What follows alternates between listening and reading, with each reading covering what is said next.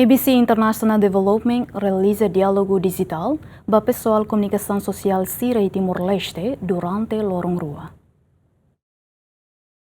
Atuhaça conhecimento jornalista no pesoál comunicação social sira e Timor-Leste, mas ABC International Development realiza diálogo digital onde discute com o tema sira hanesan ferramenta inteligência artificial e a sala redação, segurança digital, viabilidade de negócio, média no desinformação. Senior Manager Programa Desenvolvimento Média Timor-Leste hateten diálogo ne qualia com o desafio no progresso média Timor-Leste e a era inteligência artificial, além de ne focamos ba qualidade jornalismo e a público.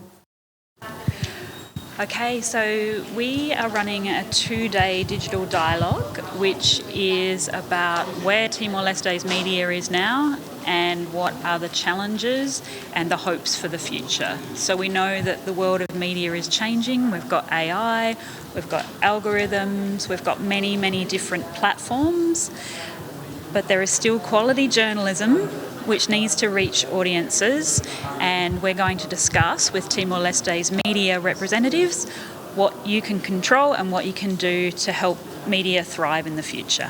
E a atividade diálogo ne participante balu expressa vontade de participar, também melhora siranha conhecimento ou insa utiliza inteligência artificial. Dia kau hanoi ita hari ba situação agora AI dane avançado tebes.